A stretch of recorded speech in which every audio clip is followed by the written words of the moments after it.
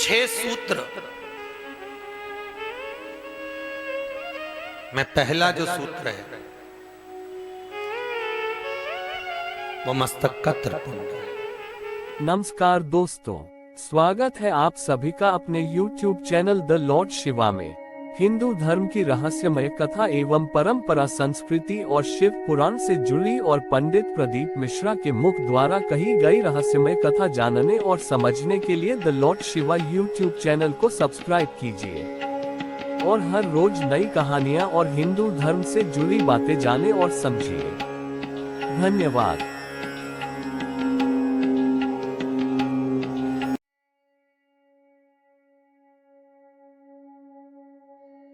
छह सूत्र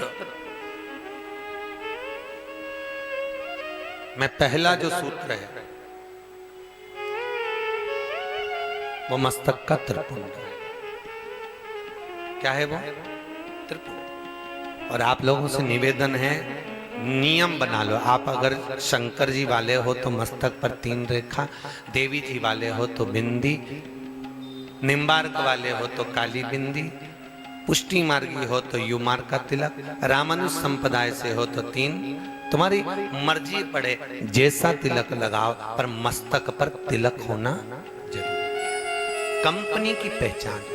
CFL का बल्ब खराब हो जाता है तो उस पे लिखा रहता है, तो उसको कंपनी में वापस कर दिया जाता है कि ये खराब हो गया। अचानक प्राण छूट गए, अटैक आ गया, शुगर बढ़ गई, बीपी बढ़ गया, प्राण छूट गए, एक्सीडेंट हो गया, तो मालूम पड़ जाए इसके मस्तक पर तिलक लगा है। दुनिया के लोग भले कुछ समझे, पर मस्तक पर तिलक लगा हुआ है तो शिव का धाम जाने वाला है। गले में रुद्राक्ष की माला हो, तुलसी की माला हो, पहचान हो जाएगी ये उस कंपनी का माल, हमारी कंपनी। तो 6 सूत्र में पहला सूत्र हो मस्तक पर त्रिपुंड, और दूसरा सूत्र कहा मुख पर पंचाक्षर मंत्र हो। क्या हो मुख पर? पंचाक्षर। काशी में आए हो, आपसे निवेदन है, प्रयास करना, भले हाथ में माला नहीं पकड़ना, भले नहीं पकड़ना, तुम्हें शर्म आए, तुम्हें लगे हम माला लेकर घूमेंगे क्या करना, तो भले मत पकड़ो, पर निवेदन है पंचाक्षर मंत्र का जाप काशी की नगरी में घट की जिब्या से चलने दो, चलने दो। जब ओम नमः शिवाय बोलिए। ओम नमः शिवाय। पंचाक्षर मंत्र को जपिए, नित्य जप। आप कहीं घूमने गंगा जी के घाट पर दर्शन करने जा रहे हो, पंचाक्षर मंत्र जपो।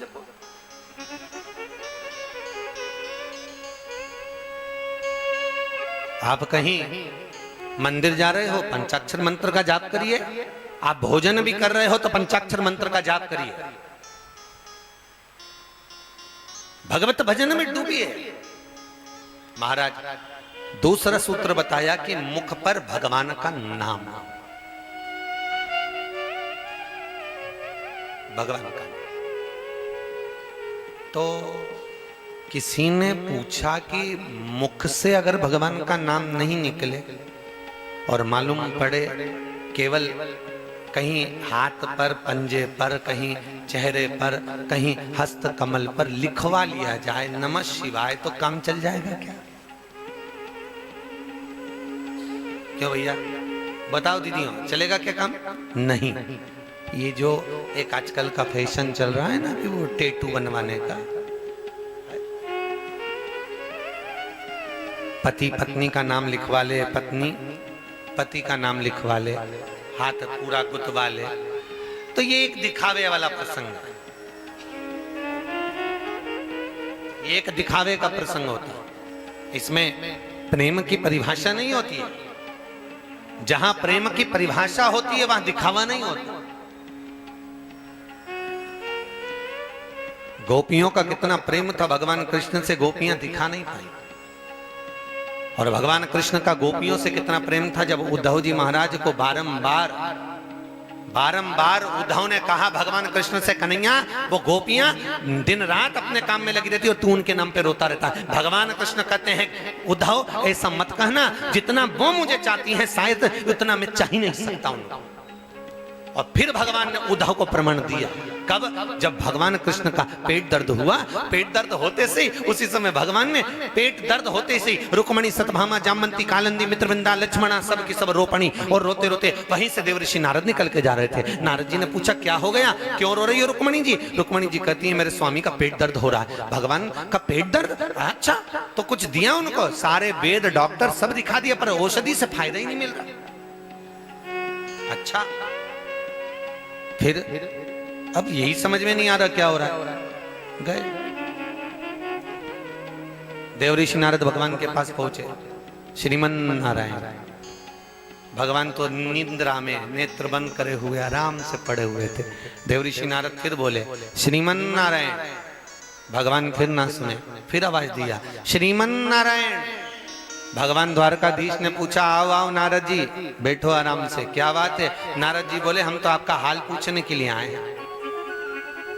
भगवान बोले हाल पूछने की जरूरत क्या है, देख तो रहे हो पेट बहुत दुख रहा है, तो प्रभु बताओ दवाई क्या देना है? भगवान बोले बताओ हमारा पेट दुख रहा, हमसे ही दवाई पूछ रहे हो? नारद जी बोले तुम्ही ने दर्द दिया है, तुम ही दवा दोगे, बताओ तुम दवाई क्या दी जाए?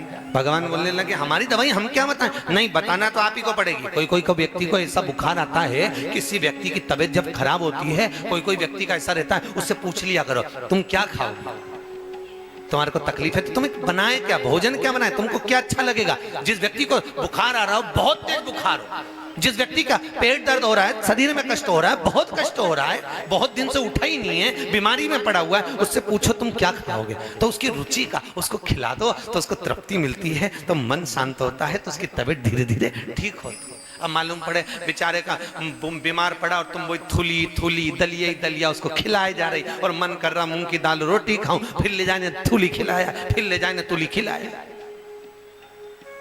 और मन है ही नहीं बेचारे,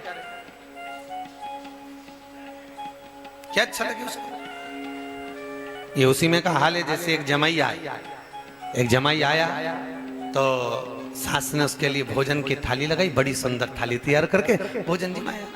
अब भोजन की थाली लगाई और थाली लगाकर उसमें सारा भोजन रख दिया। अब जमाई के सामने जैसे भोजन पहुंचा तो उसको सबसे पहले बैंगन की सब्जी दिखी, और वह जमाई को बैंगन की सब्जी अच्छी नहीं लगती थी। अब उसने कहा हे राम बड़ा फंसा मैं तो, और ये बैंगन की सब्जी मेरे को बड़ा नफरत, अब करूं क्या? तो उसने सोचा एक काम करता हूं, सबसे पहले बैंगन की सब्जी समाप्त करता हूं, फिर दूसरी चीज खाऊंगा। अब इसने बेचारे ने सहज भाषा में रोटी का टुकड़ा तोड़ के बैंगन की सब्जी लगा के एक ही कोरे में सब खा गया। खाते से बस अब उसने सोचा सब चीज खाऊंगा, इमरती, जलेबी, गुलाब जामुन, भजिया, पकौड़ा, कचौड़ी सब खाऊंगा। अब जैसे ही खाने वाला था इतने में अंदर से साला आ गया। साले ने माँ से कहा मम्मी जीजा जी को बैंगन की सब्जी इतनी बढ़िया लगी। तो माँ बोली देख कितना सीधा साधा जमाई बेचारा, ले बैंगन की सब्जी और ले जा। मैं कटोरी भर के ले गया और जीजा जी की थाली में धरी आया। अब बेचारा जीजा को बड़ी आप मना भी कर रहा नहीं, फिर जीजा जी हमारे हाथ, फिर कटोरी भर के धर गया। अब उसने सोचा ये सब सामान बाद में खाऊंगा, ये बैंगन की सब्जी फिर आ गया, पहले इसको खा लो। बेचारे ने एक दो कोर में बैंगन की सब्जी फिर निपटाई। इतने में सास ने ससुर को बुलाया, सुनो इतना सीधा जमाई कहीं नहीं मिलेगा, बेचारे को देखो कोई भी चीज अच्छी नहीं लगी, बैंगन की सब्जी अच्छी लगी। इतने में ससुर आ गए, ससुर भी लिया कटोरी भर के। मना कर पिताजी नहीं, पापा जी नहीं, पिताजी नहीं, पापा जी तो हमारे हाथ का नहीं लोगे। फिर बैंगन की सब्जी धर गया ले। अब बैंगन की सब्जी फिर धर दी बेचारे ने बड़ी मुश्किल से कि कचौड़ी मंगोड़ा भजिया बाद में खाऊंगा, पहले बैंगन खा। अब बैंगन की सब्जी फिर खा गया। अब बैंगन की सब्जी फिर खाया। इतने में ससुर ने अंदर जाकर कहा तुम्हारे हाथ की बैंगन की सब्जी जमाई को इतनी जोरदार लगी। सास बोली मुझे क्या मालूम था बैंगन की भजिया बनाती, बैंगन की कचौड़ी बनाती, मुझे क्या मालूम था इनको बैंगन इतना पसंद है। और सास कढ़ैया लेकर ससुर के साथ वहीं जमाई के पास में बैठ गए और पूरी कटोरी 2-3 भर के बैंगन धर दिया। बेचारे का वह बैंगन ही बैंगन से पेट भरा गया, उड़ गया, चले गए लड़की को लेकर वापस। तो व्यक्ति की जिसमें प्रियता ना हो वो ना दिया जाए, जिसमें प्रियता हो वो प्रदान किया। उसमें प्रियता। नारद जी बोल रहे हैं तुम्हारा पेट दुख रहा है, जरा बताओ जल्दी से क्या करना है। भगवान बोले जो मुझे ज्यादा चाहता उसके चरण की रज ला दो। इतनी सी बात। रुक्मणी जी जरा, माता रुक्मणी ने बोला बोलो क्या बात है, जरा बैठो सिंहासन पे, रज दो पाँव की, धूल दो। अरे रुक्मणी जी बोली पागल हो गए नारद जी, मैं अपने पति को अपने पाँव की धूल खिलाऊंगी, अपने पाँव की चरण की रज दूंगी? नहीं दे सकती। सतभामा, जामंती, कालिंदी, मित्रवृंदा, लक्ष्मणा कोई देने को तैयार नहीं। देवऋषि नारद ने सोचा ये तो रज मिली नहीं रही, क्या करें। देवऋषि नारद चले और ब्रज की रज में पहुंच गए। राधा जी को मालूम पड़ा। राधा जी ने पूछा नारद क्यों रो रहे हो, भगवान का पेट दुख रहा है, चरण की रज चाहिए तो लो मेरे चरण की रज ले जाओ। और नारद जी के एक पिछोड़े में माता राधा रानी ने चरण की रज दे दी। देकर राधा जी ने उस रज को वापिस ले लिया, वापिस। नारद जी ने पूछा राधा जी आप चरण की रज नहीं देना चाहती? राधा जी कहती हैं देना चाहती, पर तुमने कहा जो भगवान को ज्यादा चाहता है उसके चरण की रज चाहिए।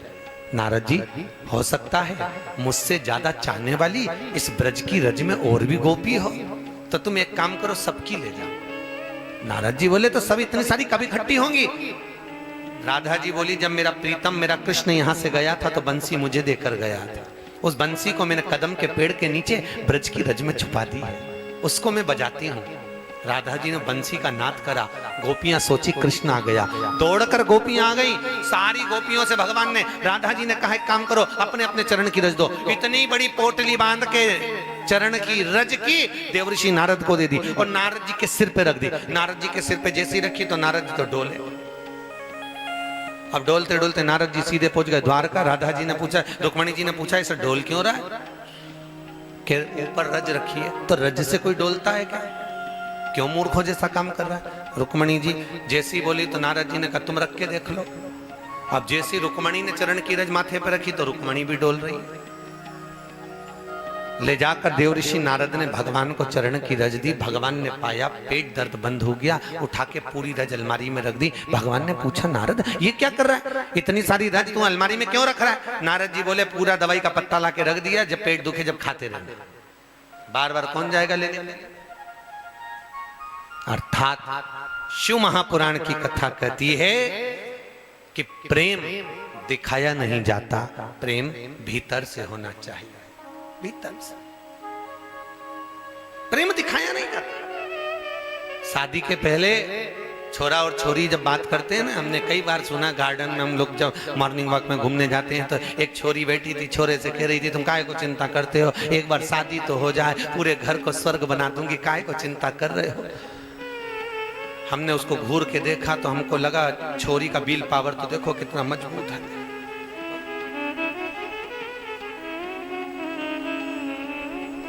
हमारे साथ में ब्राह्मण लोग घूम रहे थे, उन्होंने कहा गुरुजी आप उसको पलट के क्यों देखे? हमने कहा इसलिए देख रहे हैं कि वो कह रही है एक बार शादी तो हो जाए, तो तुम काहे को चिंता करते हो, शादी हो जाए पूरे घर को स्वर्ग बना दूंगी, तो तुम क्यों घूर के देख रहे हो? हमने कहा घूर के इसलिए देख रहे हैं कि पूरे घर को स्वर्ग बनाएगी और घर में रहने वालों को स्वर्गवासी बनाएगी। घूर कैसे ले तुम काय को चिंता कर रहे हो? मैं हूं तो सारी पूरे घर को स्वर्ग बना दूंगी, पूरे घर को स्वर्ग बना दूंगी। और सास एक दिन बहू से कह दे बेटा घर में 15 लोग आने वाले हैं, भोजन बना, तो बहू के होश उड़ जाए। 15 लोग? मम्मी मैं अकेली? एक काम करो भोजन वाली को बुला लो, भोजन बनाने वाली को बुला, मैं ऐसे नहीं बन सकता। बताओ अभी तो करी थी कि स्वर्ग बना दूंगी और अब 15 लोगों का भोजन नहीं बनता। बाहर कहना दिखाना एक अंतर की बात है साहब। शिव महापुराण की कथा कहती है पंचाक्षर मंत्र लिखने से ज्यादा, पंचाक्षर मंत्र अपने हाथ पर गुदरवाने से ज्यादा, पंचाक्षर मंत्र अपने हृदय चित्त में अर्थात वाणी के द्वारा, अपनी जिह्वा के द्वारा, अपने घट की जिह्वा के द्वारा नित्य प्रति निकलना चाहिए। ओम नमः। और तीसरा सूत्र ब्रह्मा जी देवऋषि नारद को कह रहे हैं रुद्राक्ष की माला गले में। काय की माला हो? जम के बोलिए रुद्र। अच्छा कई माताएं पूछती हैं गुरुजी क्या हम रुद्राक्ष पहन सकते हैं? क्यों नहीं पहन सकते? रुद्राक्ष पहनने में दिक्कत क्या है? क्या गुरुजी रुद्राक्ष हम धारण कर सकते हैं? क्यों नहीं कर सकते? जरूर जरूर धारण। पर चाहे तुलसी की माला हो, चाहे रुद्राक्ष की माला हो, ध्यान देना, अगर तुलसी की माला धागे के अंदर है, धागे के अंदर अगर है, तो वो धागे में है, और आप कहीं मृत्यु आदि घर में गए हो या मृत्यु आदि जगह पर गए हो, तो तुलसी की माला बदलना पड़ता है, रुद्राक्ष की माला बदलना, धागे के अंदर है तो। और वो साधारण सा अगर धागा है तो आपको बदलना पड़ेगा। और यदि वही धागा रेशम से गठा हुआ है,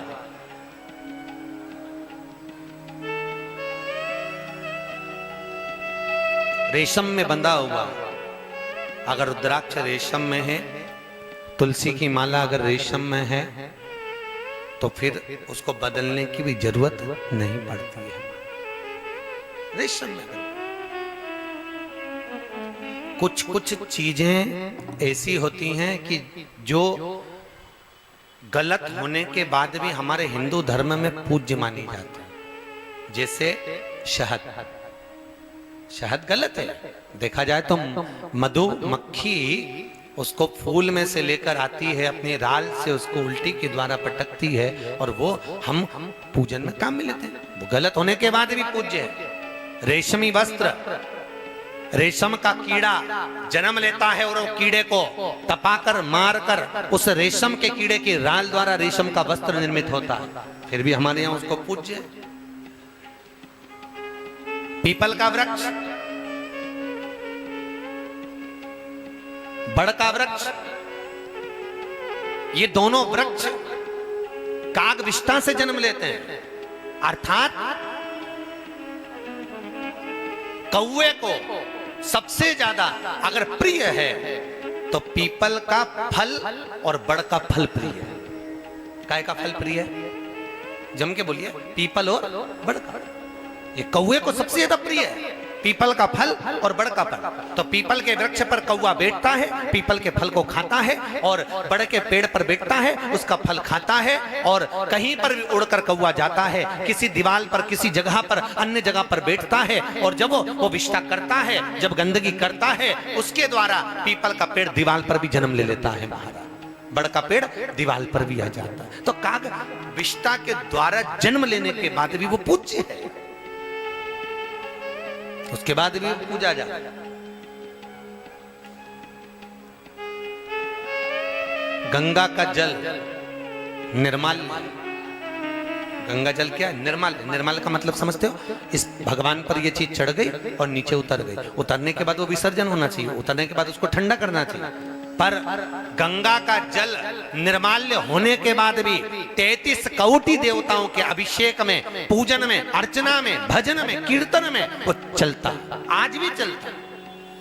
और निर्माल्य शंकर की जटा से नीचे निकला, अर्थात शिव पर चढ़ चुका है और चढ़ा हुआ जल नीचे आया, तो फिर तो वह अन्य देवताओं पे चढ़ना ही नहीं चाहिए, परंतु वह निर्माल्य होने के बाद भी पुण्य भागी पूजन।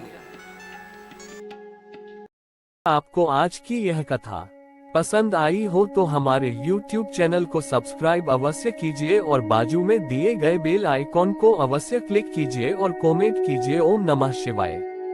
धन्यवाद।